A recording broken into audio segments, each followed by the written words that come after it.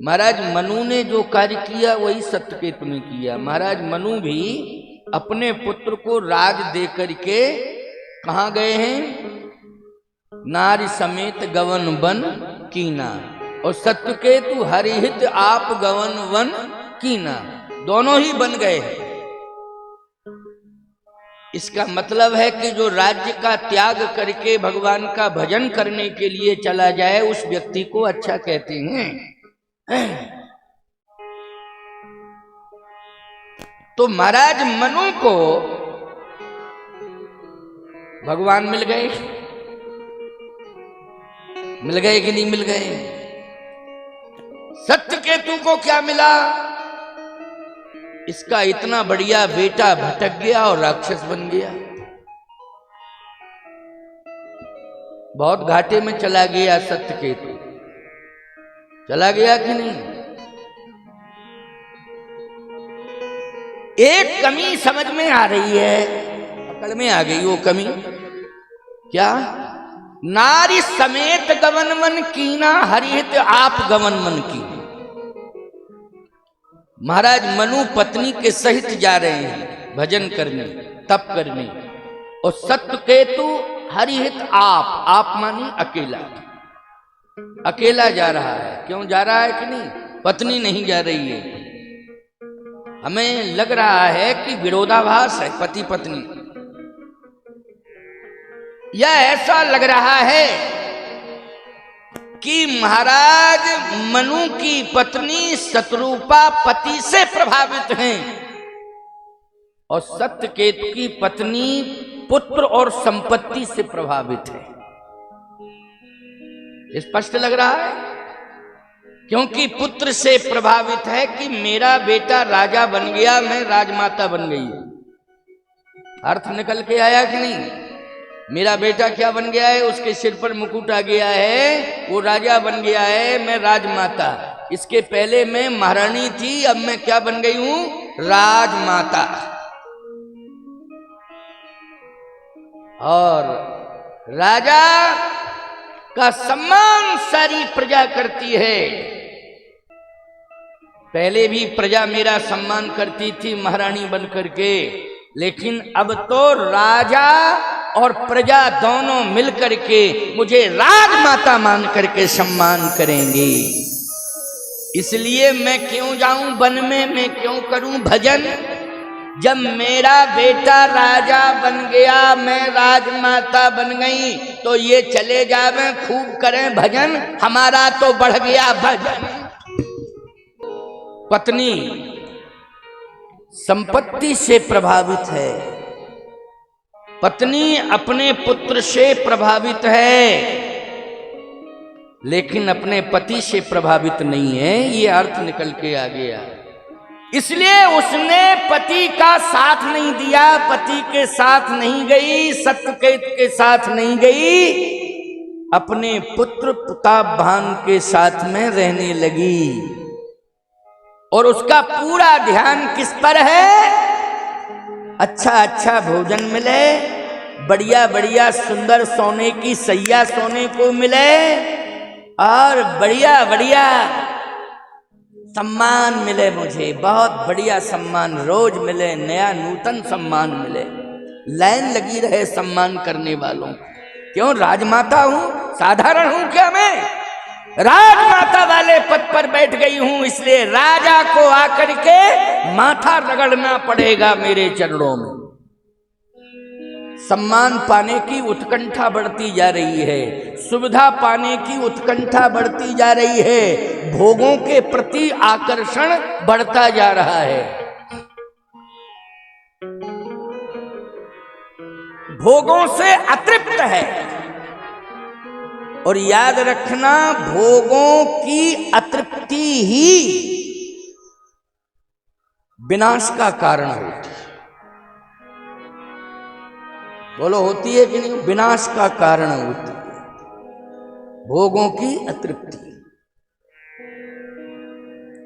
अरे भले आदमी, अवस्था निकलने के बाद हमें भोगों से सनई सनई निवृत्ति करना चाहिए। बोलो, करना चाहिए कि नहीं? क्योंकि एक अवस्था का तकाजा होता है। एक उम्र का तकाजा होता है।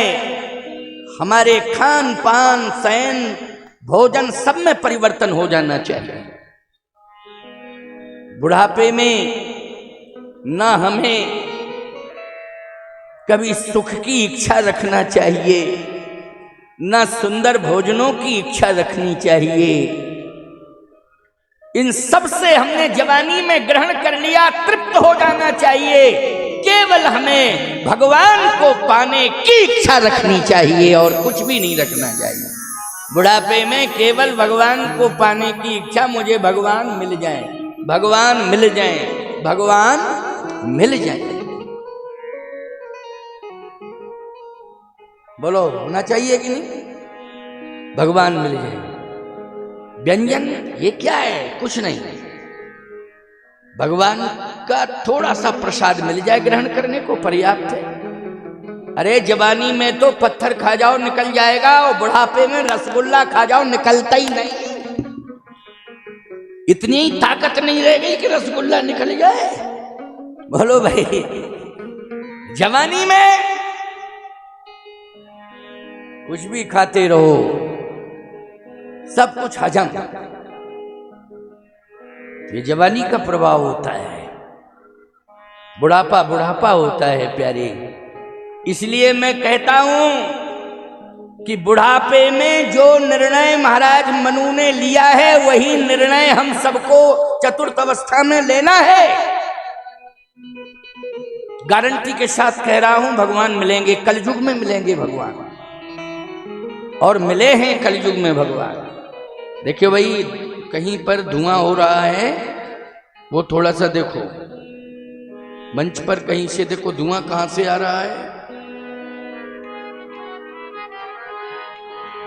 कहां से आ रहा है धुआं? हाँ, तो मैं चर्चा कर रहा था कि चतुर्थ अवस्था में जो मनु जी ने किया वो हमें करना चाहिए। होयन विषय विराग, भवन बसत भा चौथपन, हृदय बहुत दुख लाग, जन्म गयो हरि भजन बिन, जन्म गयौ हरि भगति बिन, जन्म गयौ हरि भजन बिन।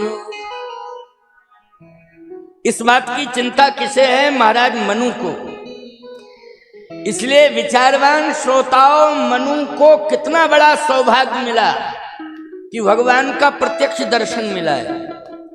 और इतनी बड़ी विशेषता महाराज मनु के चरित्र की कि उन्होंने निर्गुण ब्रह्म को सगुण बना दिया।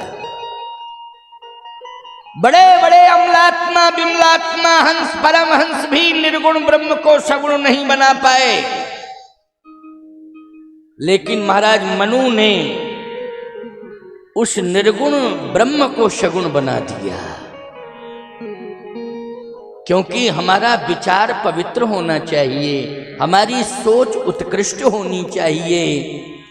हम बुढ़ापे को कहीं बिगाड़ तो नहीं रहे। याद रखना, जवानी अगर हमारी बिगड़ जाएगी तो उम्मीद है कि हम बुढ़ापा संभाल लेंगे किसी ना किसी तरह, तो भगवान कृपा करेंगे। लेकिन बुढ़ापा ही बिगड़ गया और मर गए तो कहीं नहीं रहे, क्योंकि अब बूढ़े के बाद तुम क्या हो जाओगे? मरना ही है बस, और क्या है बूढ़े के बाद? मरना। इसलिए मैं कहता हूं कि अपना चतुर्थ अवस्था का समय, इसको सुंदरता से जोड़ो, इसको संयम से जोड़ो, इसको निवृत्त मार्गी बन करके जोड़ो। इसमें निवृत्त मार्गी हो जाओ और निवृत्त मार्गी बन करके भगवान का भजन करके भगवान को प्राप्त कर लो। ऐसे तो कम ही लोग हैं। प्रहलाद जैसे कि जन्म लेते ही उनके जीवन में भक्ति आ गई, तो क्या सब प्रहलाद बन जाएंगे? बोलो भाई, नहीं नहीं नहीं, कोई कोई होते हैं भाग्यवान। नर सहस्त्र मह सुनहु पुरारी, हजारों में एक। नर सहस्त्र मह सुनहु पुरारी,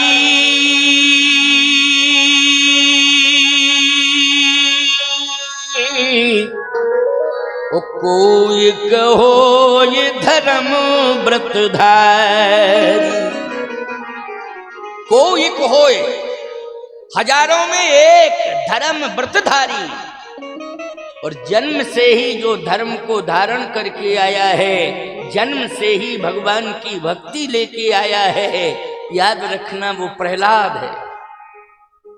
सब कोई प्रहलाद नहीं बन सकता है, लेकिन तुम संसार में रह करके सुधरने की कोशिश करो और अवस्था के अनुसार व्यवस्था में परिवर्तन करो, और अवस्था के अनुसार निवृत्त मार्गी बनो।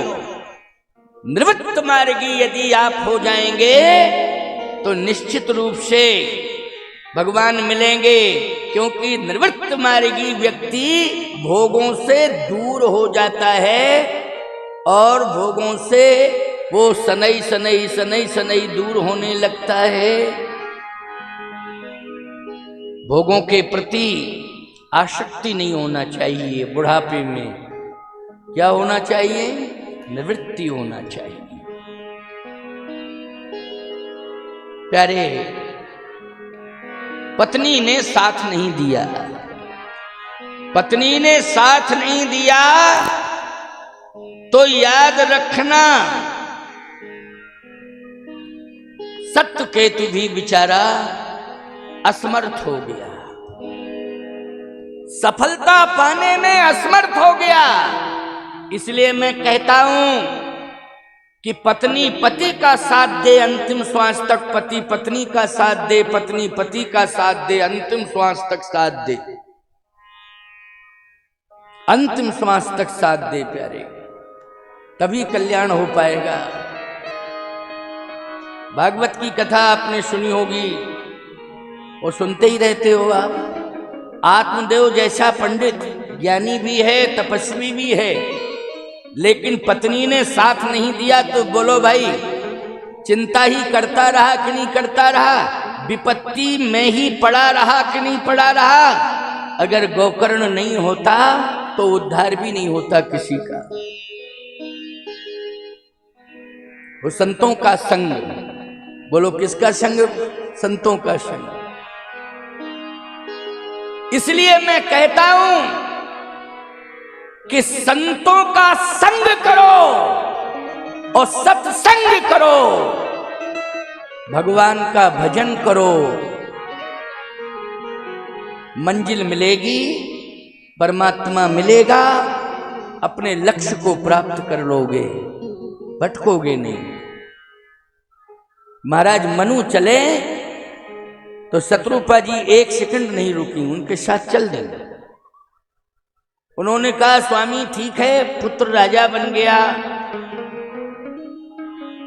संपत्ति आपने दे दी, राजा बना दिया, लेकिन मैं संपत्ति से नहीं बंधी हूं, मैं संतान से भी नहीं बंधी हूं। मैं अगर बंधी हूं, मेरे माँ बाप ने अगर बांधा है तो परिणय बंधन में बांधा है। इसलिए जब तक श्वास चलती रहेगी मैं उस परिणय बंधन में बंधी रहूंगी। बोलो किस में बंधी है? परिणय बंधन में। किसने बांधा है? माता पिता, समाज, शास्त्र, अग्नि, देवता, बोलो सबने बांधा कि नहीं बांधा? इसलिए उसका नाम क्या है? परिणय बंधन। जब तक आप जीवित हैं और मैं जीवित हूं, तब तक मैं आपके चरणों में ही रहूंगी। और मैं तो भगवान से प्रार्थना करूंगी कि मेरी अंतिम श्वास आपके चरणों में निकले। अब बोलो भगवान को पुत्र बन के आना पड़ेगा कि नहीं? भगवान और जगह स्वामी है, और जगह जगत पिता है, और जगह न जाने कितने विशेषणों से सम्मानित है, परंतु महाराज मनु और शत्रुपा के आगे तो वो पुत्र बन जाता है और पिता कह करके हाथ जोड़ के प्रार्थना करता है। इसको कहते हैं पति पत्नी का प्रेम। साधारण बात नहीं है। अब छोटी छोटी बातों को लेकर के झगड़ा करो तो ये अच्छी बात नहीं, अच्छी बात नहीं। मैं कहता हूं कि छोटे बच्चे भी पति पत्नी का झगड़ा देख करके अच्छा नहीं कहते हैं अपने माँ बाप को। हम सही कह रहे हैं आपको। छोटे बच्चे वो भी अच्छा नहीं कहते। एक बार एक छोटा सा बच्चा स्कूल विलंब से पहुंचा तो मास्टर ने डांटा कि क्यों विलंब से क्यों आया। छोटा सा बच्चा था तो वो रोने लगा। इसका मतलब है कि रो रहा है तो उसे अच्छा नहीं लगा वो झगड़ा, माँ बाप का झगड़ा अच्छा नहीं लगा। अच्छा जूता नहीं पहने था तो मास्टर साहब ने कहा विलंब से भी आए हो, जूता पहन के नहीं आए हो। तो एकदम कहता है कि दोनों जूते व्यस्त थे इसलिए आज पहन के नहीं आया। क्यों कैसे व्यस्त थे मास्टर भी नहीं समझ पाया। तो लड़के ने कहा एक जूता हमारा माताजी लिए थी मम्मी, दूसरा पापा लिए थे, वो आपस में चला रहे थे तो मैं जूता ही छोड़ के चला आया। देखो भाई क्या नाटक हो रहा है, हैं? क्यों राष्ट्र का भविष्य खराब कर रहे हो? क्यों भारत की मर्यादा समाप्त कर रहे हो? क्यों धरती के भार बना रहे हो? अपनी संतान को खुद बने बैठे हो भार। इसलिए आज धर्म भी तुमसे कह रहा है, गुहार लगा रहा है कि हमारी रक्षा करने वाला भेजो। धरती भी कह रही है, भारत माता भी कह रही हैं। इसलिए हम दोनों ही संभल जावें पति पत्नी और इस राष्ट्र को, धर्म को संस्कारी संतान समर्पित कर दें जिससे हमारा धर्म और राष्ट्र गौरवान्वित होता है। संस्कारी संतान समर्पित करें, यही हमारी सफलता होगी। ये बड़े बड़े महल बना करके और बहुत ज्यादा धन का और भवनों का विस्तार करके राष्ट्र का कल्याण नहीं हो पाएगा, ना धर्म सुरक्षित रह पाएगा। अगर तुम चरित्र की पूंजी दे देना और सुंदर संस्कार दे देना तो हमारा धर्म और राष्ट्र दोनों ही गौरवान्वित रहे। ये भवन, ये संपत्ति, ये निश्चित रूप से हमारे ही सच्ची साथी नहीं है संपत्ति। ये भवन भी सच्चे साथी नहीं है। याद रखना, चाहे जितना क्वालिटी दे करके भवन बनाओ, लेकिन बोलो 2-4 साल, 5 साल, 10 साल, 15 साल में कह देता है कि हटो हटो, नहीं हम तुम्हारे ऊपर गिर जाएंगे, हटो, देख लो। 20-25 में तो अब सीमेंट की क्वालिटी अच्छी नहीं आ रही है, सरिया अच्छा नहीं, कुछ भी तो नहीं है। 50 साल की गारंटी देते हैं लेकिन 25 साल में ही वो जवाब दे देता है। ये तो घर की बात है। और नदियों के पुल तो कह देते हैं कि उद्घाटन जिस दिन करने आओ उस दिन सोच समझ के आना, कहीं चले न जाओ। लोकार्पण करने के लिए आओ तो सोच समझ के आना, नहीं नीचे चले जाओ। ये स्तर घट गया, क्वालिटी, चारित्रिक पतन हो गया। आज तुम राष्ट्र को भी धोखा दे रहे हो, इतने बेईमान हो गए हो। आज जनता के साथ खिलवाड़ कर रहे हो, तुम इतने धोखेबाज हो गए हो। आइए सुनिए मेरी बात को, बहुत ध्यान से सुनो। धन्य है शत्रुपा, मैं प्रणाम करता हूं। उन्होंने कहा नहीं, हम और आप दोनों जहां रहेंगे आशीर्वाद देते रहेंगे। बुढ़ापे में तो हमारे पास आशीर्वाद की पूंजी है, लेकिन मैं रहूंगी आपके साथ। आशीर्वाद जहां भी रहेंगे बच्चों को देते रहेंगे, संतान को आशीर्वाद मिलता रहेगा। प्यारे, उस खानदान में, महाराज मनु के खानदान में भी एक विवाद खड़ा हुआ था, सुरुचि और सुनीति वाला। बोलो, हुआ था विवाद खड़ा कि नहीं? लेकिन याद रखना, जो बिगड़ रहा था भक्त ध्रुव ने जन्म लेकर के संभाल लिया। बोलो भाई, किसने संभाल लिया? भक्त ध्रुव ने तपस्या की और भगवान को प्रकट कर दिया। बोलो, प्रकट कर दिया कि नहीं कर दिया? आखिर कहीं ना कहीं महाराज मनु शत्रुपा की तपस्या काम कर रही है कि नहीं कर रही है? कर रही है। वहां सुरुचि ने विवाद खड़ा किया था और सुरुचि ने अशांति पैदा कर दी थी। सुरुचि के सामने उत्तान पात किम कर्तव्य विमूढ़ हो गया था, लेकिन भजन का प्रभाव, सत्य और धर्म का प्रभाव, चरित्र का प्रभाव कि ध्रुव प्रकट हो गया। और ध्रुव ने 5 वर्ष की अवस्था में ही भगवान को प्रकट कर दिया, भगवान को प्रकट कर लिया। ध्रुव सगलान जपेउ हरि नाम, पायु अचल अनुपम ठाम। लेकिन प्रताप भानु का क्या हुआ? ये सत्यकेत के बेटे का क्या हो रहा है? जरा सुनते जाओ। क्यों, समझ में आ रही है कथा कि नहीं आ रही है? क्योंकि मैं जो भी कथा कहता हूं वो मेरी विधाई दूसरी है, और आपके हृदय में परिवर्तन आ जाए सुन करके, ऐसी कथा कहता हूं। और आप अपने आप को संभालने के लिए मजबूर हो जाए, ऐसी कथा मैं सुनाता हूं। और मेरी आवाज जागृत अवस्था में ही नहीं, कथा सुनने के बाद कोई सो भी जाएगा तो मेरी आवाज गूंजती रहेगी कि महात्मा ने कुछ कहा था मुझसे। ये मेरे शब्द व्यर्थ नहीं जा सकते हैं। जैसे ही दोनों चल रहे हैं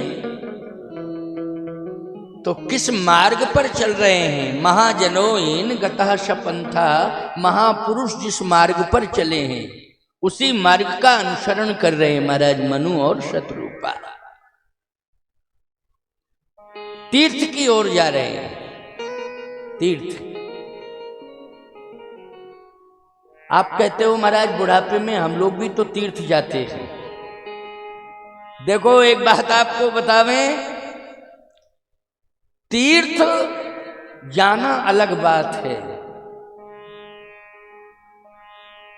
लेकिन तीर्थ में पहुंच करके भगवान को प्राप्त कर लेना अलग बात है।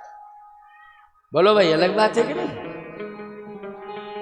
भोजन कर लेना अलग बात है और भोजन को पचा लेना अलग बात है।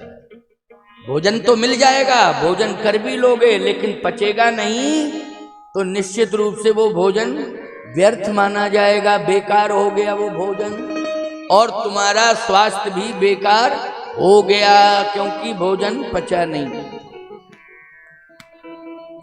पहले तो आपसे मैं ये पूछ रहा हूं कि तीर्थ का अर्थ क्या होता है?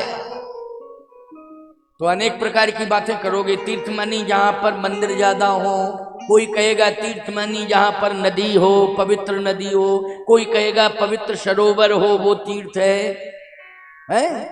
बहुत सारे महात्मा रहते हो, मंदिर बहुत हो, वो तीर्थ है। ये व्याख्याएं तो लंबी चौड़ी हैं। छोटा सा अर्थ, बिल्कुल थोड़े शब्दों में, और वो अर्थ बिना प्रेशर बनाए ही आपके हृदय के अंदर प्रवेश कर जाएगा और आप ऐश करोगे, नो नहीं कर सकते हो। ऐसा महाराज ठीक कह रहे हैं, बिल्कुल सत्य। तीर्थ मानी होता है पवित्र। क्या होता है? पवित्र। जैसे आपके विचार अगर पवित्र हैं तो आपका हृदय ही तीर्थ है। बोलो, क्या है? हृदय क्या है? तीर्थ है। अगर आपके विचार पवित्र हैं, और यदि विचार पवित्र नहीं हैं तो किसी भी तीर्थ में पहुंच जाओ, कोई प्रभाव नहीं पड़ेगा तीर्थ का। चले जाओ, गोलगप्पे खा के चले आओ, भीड़ भाड़ देख के चले आओ, बस हैं, ज्यादा से ज्यादा किसी मंदिर में लड्डू पेड़ा मिल रहे होंगे, खा के चले आओ। कहाँ गए थे? बिहारी जी गए थे, बहुत ही अच्छा मथुरा का पेड़ा मिला, ऐसा स्वाद अभी तक नहीं जा रहा है। अरे राम राम, एक पेड़े पे मर गया तू, वो पेड़ा ही नहीं भूल पा रहा है। नहीं नहीं नहीं नहीं, तीर्थ में आप पहुंच जाएं, परमात्मा का साक्षात्कार हो जाए, ना हो तो उसकी अनुभूति तो हो ही जाए कम से कम। क्यों भाई, क्या हो जाए? अनुभूति।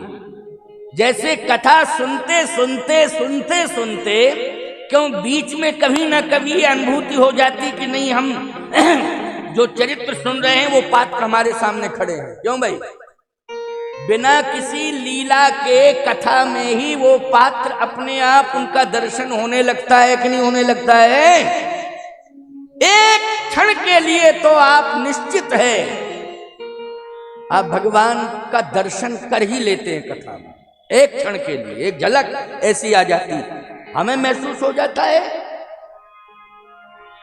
निश्चित रूप से श्रोताओं को भी कहीं न कहीं जो मन से सुनते हैं, भाव से सुनते हैं, उन्हें भगवान का एक क्षण के लिए कथा में ही दर्शन हो जाता है, अनुभूति हो जाती है। इसलिए तीर्थ का अर्थ मैंने बताया कि हमारा हृदय अगर पवित्र है, और पवित्र कैसे होगा? जब हमारे विचार पवित्र होंगे तो हमारा हृदय पवित्र होगा। और अगर हमारे विचार गंदे होंगे तो याद रखना, वैसे भी अंदर गंदगी भरी पड़ी है। क्या है? मांस मज्जा रक्त, यही तो सब है अंदर, और है क्या? लेकिन बड़े भाग मानस तन पावा, सुर दुर्लभ सद ग्रंथन गावा। अच्छे विचारों के कारण ही हम अच्छे हैं और हम तीर्थ हैं। इसलिए महात्माओं के नामों में नहीं होता है स्वामी फला फलानंद तीर्थ। क्यों भाई? स्वामी फला फलानंद तीर्थ। तीर्थ मानी क्या होता है? पवित्र। जिस घर में तुलसी होती है, जिस घर में भगवान का पूजन होता है, जिस घर में गौ सेवा, संत सेवा, विप्र सेवा होती है, अतिथि सेवा होती है, वो घर भी तीर्थ बन जाता है प्यारे, वो घर भी तीर्थ बन जाता है। किसी न किसी भेष में उस दरवाजे पर भगवान आ ही जाता है, चाहे साधु के भेष में आ जाए, चाहे ब्राह्मण के भेष में आ जाए, चाहे अतिथि के भेष में आ जाए। बोलो, आ जाता है कि नहीं आ जाता है भगवान? क्योंकि सेवा करने से घर क्या बन गया? तीर्थ बन गया। इसलिए दरवाजे पर कोई भी आ जाता है तो उसे कुछ न कुछ दे दिया जाता है। नहीं है एक कटोरी आटा ही दे दिया जाता है, क्यों? कुछ ना कुछ जरूर दिया जाता है। क्यों? पता नहीं भेष बदल के कौन आ गया, भेष बदल के कौन आ गया, कुछ पता ही नहीं। भगवान आ जाते हैं। सावधान, घर को तीर्थ बनाओ, क्योंकि घर को रोज धुलाई करोगे, तुलसी की पूजा करोगे, भगवान की पूजा करोगे और पवित्र भोजन बनेगा घर के अंदर। किसी भी प्रकार का गलत सलत कोई आइटम घर के अंदर नहीं बनेगा, पवित्र बनेगा। बोलो, तीर्थ बन गया कि नहीं बन गया? क्या बन गया? तीर्थ बन गया है। इसलिए घर को तीर्थ बनाना है, घर को वैकुंठ बनाना है और उसी में भगवान को बुलाना है। महाराज मनु आज पहुंच रहे हैं नैमिषारण्य, और ये सत्यकेतु कहां जा रहा है? बोले, सत्यकेतु का पता ही नहीं कहां जा रहा है, केवल इतना ही वर्णन है कि जेठे सुतहि राज नृप दीन्हा, ओ हरिहित आप गवन बन कीन्हा। अकेला जा रहा है, अकेला, पत्नी नहीं जा रही है, अकेला जा रहा है। पत्नी नहीं जा रही है, अकेला जा रहा है। यहां उसका बेटा प्रतापभान यज्ञ भी कर रहा है, बड़े बड़े भंडारे कर रहा है, बड़े बड़े धार्मिक अनुष्ठान कर रहा है। लेकिन प्यारे, सब कुछ कर रहा है, लेकिन विंध्याचल जा रहा है, शिकार खेलने जा रहा है और सुअर के पीछे भाग रहा है। किसके पीछे भाग रहा है? सुअर के पीछे भाग रहा है। प्रतापभान की कथा है ना, शिकार खेलने गया, सुअर कहां ले गया? जंगल में ले गया, वो बहुत दूर तक ले गया, वो अकेला ही गया है, मंत्री मंत्री सब इधर उधर, सेना वेना कुछ नहीं, सीधा भागा चला जा रहा है। अच्छे सुअर के पीछे क्या भागना, जैसा करो संग तैसा चढ़ेगा, संग जैसा होगा वैसा ही हो जाएगा। क्यों भाई, हो जाएगा कि नहीं? कारण क्या है? भोगों की कामना बढ़ती जा रही है, धार्मिक कार्य तो कर रहा है लेकिन भोगों से तृप्त नहीं। जरा मरण दुख रहत तन, यानी कह रहा है कि मैं बूढ़ा ना हूं, क्या ना बनूं, बूढ़ा ना हूं। अच्छा क्यों? तू जवानी को ही क्यों हमेशा रखना चाहता है और मरना नहीं चाहता है? मतलब जवान रहूं और मरूं ना। जवानी में राजा क्या करता है? भोग करता है कि नहीं करता है? जल्दी बोलो। जवानी में राजा क्या करता है? भोग करता है, क्योंकि संपत्ति उसकी वर्णी होती है, वो वर्ण करता है, संपत्ति का क्या करता है? भोग करता है। सामान्य व्यक्ति नहीं कर पाता है, राजा के पास कोई कमी नहीं रहती है, इसलिए अनेक प्रकार के भोग उसके सामने आते हैं और वो भोगता रहता है। अच्छा, अगर बूढ़ा हो जाए तो कुछ कंडीशन में परिवर्तन भी हो जाए, लेकिन प्रतापभान कह रहा बूढ़ा ना हो और मरूं भी ना और किसी से पराजित ना हो, समर जिते नहीं कोई। कामनाएं बढ़ती जा रही हैं। क्यों कामनाएं बढ़ती जा रही हैं? और बुढ़ापा ना आवे इसके लिए हम इसी तरह भोग भोगते रहें। फायदा क्या है कि तुम मंदिर में पूजा भी करते हो और मंदिर से बाहर निकलने के बाद में भोगों के साथ नृत्य भी करते हो, हैं? भोगों के साथ नाचते हो। ये भोग तुम्हें नचा रहे हैं। बोलो, भोग क्या कर रहे हैं? नचा रहे हैं। भोग ही नचा रहे हैं, याद रखो। और ये नचाते ही रहेंगे। इनसे अगर तुम सनई सनई दूर नहीं होगे तो इसी तरह नाचते नाचते नाचते नाचते मर जाओगे और दुनिया से चले जाओगे। इसलिए हमें बुढ़ापे का इंतजार करना है। बस एक ही प्रार्थना करना कि प्रभु बूढ़ा तो बनाना लेकिन निरोगी काया रखना। एक कामना कर लो, क्या? कि निरोगी काया। क्यों भाई? ठीक है ना भाई, रोगी ना बने, लेकिन ये ना कहें हम कि बूढ़े ना हों। और सही बात आपको बता दें, अगर आप निरोगी हैं तो बुढ़ापा खलेगा नहीं आपको, सहज में ही बुढ़ापा आराम से कट जाएगा। बोलो, कट जाएगा कि नहीं कट जाएगा? और ईमानदारी के साथ कह रहा हूं, जवानी में जो सम्मान संपत्ति पाके नहीं मिल सकता है, अगर सदाचारी व्यक्ति बुढ़ापा पाले तो उसका सम्मान और बढ़ जाता है, उसे भगवान मानने लगते हैं लोग। बोलो, बुढ़ापे में ही भगवान मानते हैं कि नहीं? बूढ़े को क्या मानते हो? अगर तुम चरित्रवान हो तो बूढ़े को देवता मानते हो, भगवान मानते हो कि हमारे घर में तो ये भगवान है। बोलो, मानते हो कि नहीं? और यदि नालायक है कोई तो याद रखना वो भगवान ही तो भगवान नहीं मानता, तुम्हें क्या मानेगा भगवान है? तुम तो हाड़ मांस के पुतले हो, वो भगवान को भी भगवान नहीं मानता है। लेकिन यदि कोई संस्कारी है तो याद रखना वो मंदिर के भगवान को प्रणाम करने के लिए बाद में जाएगा, पहले बूढ़े माँ बाप को प्रणाम करेगा जागते ही। प्रातः काल उठ के रघुनाथा, मात पिता गुरु नावई माथा। प्रातः काल उठ के रघुनाथा, मात पिता गुरु नावई माथा। सोचो जरा, भगवान से बुढ़ापे में क्या मांगो? जल्दी बोलो कि प्रभु बस आरोग्यता देना, काया निरोगी बनी रहे और आपका भजन करता रहूं। बस आप एक क्षण के लिए दर्शन दे देना। ठीक है, यदि आपके पास में जिंदा हूं, इस मृत्यु लोक में हूं, फुर्सत नहीं है तो मरते समय आपका नाम ले लूं और आपके धाम पहुंच जाऊं। बस मुझे एक पल के लिए धाम में ही दर्शन दे देना।